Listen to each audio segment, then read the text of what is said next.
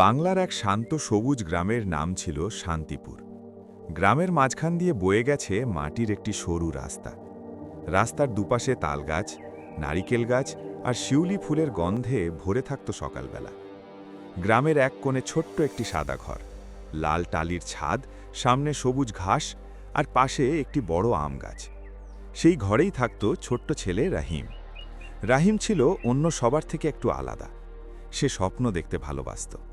কেউ ডাক্তার হতে চাইত, কেউ শিক্ষক। কিন্তু রাহিম বলতো, আমি এমন কিছু করব যাতে পুরো গ্রাম বদলে যায়। তার বাবা ছিলেন কৃষক, সারা দিন মাঠে কাজ করতেন। মা সংসার সামলাতেন। টাকার অভাব ছিল, কিন্তু ভালোবাসার অভাব ছিল না। ভোর হলে পাখির ডাক শোনা যেত, মুরগির ডাক, গরুর ঘণ্টা, দূরে আজানের সুর। রহিম প্রতিদিন সূর্য ওঠার আগেই উঠে পড়ত। ঘরের সামনে দাঁড়িয়ে আকাশ দেখত। তার মনে হতো আকাশ তাকে কিছু বলছে। একদিন সে তার বাবাকে জিজ্ঞেস করল, বাবা, আমাদের গ্রাম শহরের মতো সুন্দর হবে না? বাবা হেসে বললেন, হবে বাবা, যদি তোমাদের মতো কেউ স্বপ্ন দেখে। সেই দিন থেকেই রাহিম সিদ্ধান্ত নিল সে তার গ্রামকে বদলাবে। এক বিকেলে রাহিম গ্রামের সেই মাটির রাস্তা ধরে হাঁটছিল। হঠাৎ সে লক্ষ্য করল রাস্তার শেষ প্রান্তে একটা পুরনো কুঁড়ে ঘর। গ্রামের কেউ সেখানে যায় না। লোকেরা বলে ওখানে নাকি এক বৃদ্ধ থাকেন, যিনি সব জানেন। কৌতূহল সামলাতে না পেরে রাহিম এগিয়ে গেল। দরজায় টোকা দিল। ভেতর থেকে কণ্ঠ ভেসে এলো, কে? আমি রাহিম। দরজা খুললেন সাদা দাড়িওয়ালা এক বৃদ্ধ, চোখে অদ্ভুত শান্তি। বৃদ্ধ বললেন, তুমি এসেছো কারণ তোমার মনে প্রশ্ন আছে। রাহিম অবাক হয়ে গেল। আপনি জানলেন কিভাবে? বৃদ্ধ মুচকি হেসে বললেন, যে স্বপ্ন দেখে তার চোখ আলাদা হয়।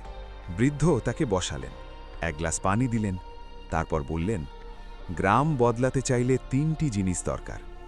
1 জ্ঞান, 2 সাহস, 3 ধৈর্য। রাহিম মন দিয়ে শুনছিল। বৃদ্ধ আবার বললেন, মানুষ অপেক্ষা করে কেউ এসে পরিবর্তন করবে, কিন্তু আসলে পরিবর্তন শুরু হয় একজন মানুষ থেকে। সেই দিন রাহিমের মনে আগুন জ্বলে উঠল। সে বুঝল পরিবর্তনের শুরু সে নিজেই। পরদিন থেকেই রাহিম কাজ শুরু করল। সে গ্রামের ছোটদের একত্র করল। তাদের বলল, আমরা নিজেরাই আমাদের গ্রাম সুন্দর করব। প্রথম কাজ রাস্তা পরিষ্কার। শুরুতে সবাই হাসল, কেউ গুরুত্ব দিল না। কিন্তু ধীরে ধীরে কিছু শিশু তার সঙ্গে যোগ দিল। একদিন, 2 দিন, 1 সপ্তাহ, রাস্তা পরিষ্কার হয়ে গেল।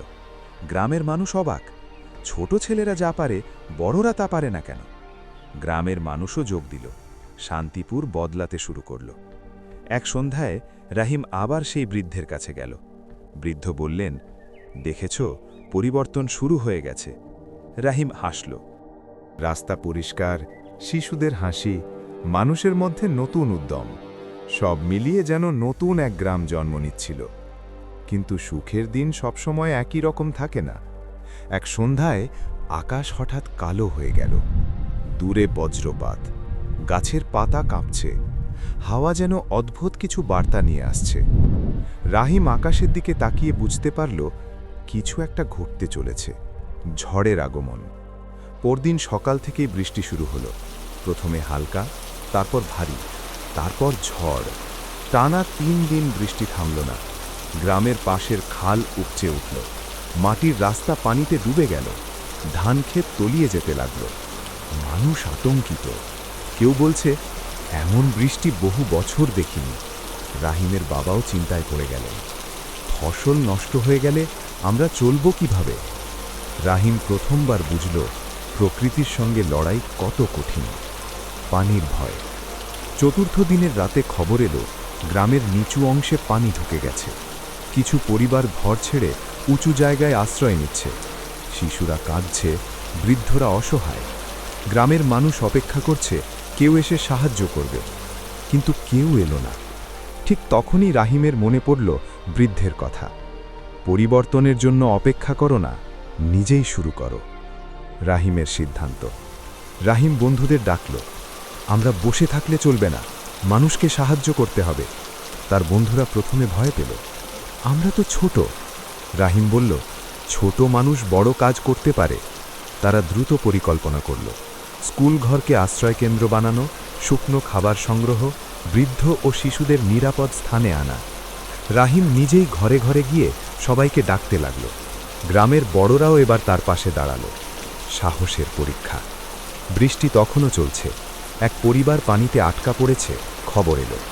কেউ যেতে সাহস পাচ্ছে না, পানি দ্রুত বাড়ছে। রাহিম বলল, আমি যাব। তার বাবা থামাতে চাইলেন, বিপদ আছে। রাহিম শান্তভাবে বলল, যদি আমরা না যাই তারা বাঁচবে না। কিছু যুবক তার সঙ্গে যোগ দিল। একটি ছোট্ট নৌকো নিয়ে তারা রওনা দিল। বৃষ্টি, বাতাস, ঢেউ সবকিছু তাদের থামাতে চাইছিল, কিন্তু রাহিমের চোখে ছিল দৃঢ়তা। অবশেষে তারা পরিবারটিকে উদ্ধার করল। গ্রামে ফিরে আসতেই সবাই হাততালি দিল। সেদিন প্রথমবার গ্রামের মানুষ বুঝল, রাহিম শুধু স্বপ্নবাজ নয়, একজন নেতা। আশার আলো। 5 দিন পর বৃষ্টি থামল। আকাশ পরিষ্কার হল, সূর্যের আলো আবার গ্রাম ভরিয়ে দিল। ক্ষতি হয়েছে অনেক, কিন্তু মানুষ বেঁচে গেছে। গ্রামের প্রধান বললেন, আজ শান্তিপুর বেঁচে আছে রাহিমের সাহসের জন্য। রাহিম লজ্জায় মাথা নিচু করল। সে জানত, এটা শুধু শুরু। সন্ধ্যায় রাহিম আবার সেই বৃদ্ধের কুড়ে ঘরে গেল। কিন্তু ঘর ফাঁকা, বৃদ্ধ নেই। শুধু একটি কাগজ পড়ে আছে। তাতে লেখা, তুমি এখন প্রস্তুত, সামনে আরও বড় দায়িত্ব অপেক্ষা করছে। রাহিম অবাক হয়ে গেল। বৃদ্ধ কে ছিলেন? কেন তাকে পথ দেখালেন? এই প্রশ্নের উত্তর এখনও অজানা। আর ঠিক তখনই গ্রামের দিকে আসতে শুরু করল নতুন মানুষ, যারা শান্তিপুরকে বদলে দিতে পারে। ভালো বা খারাপ কেউ জানে না।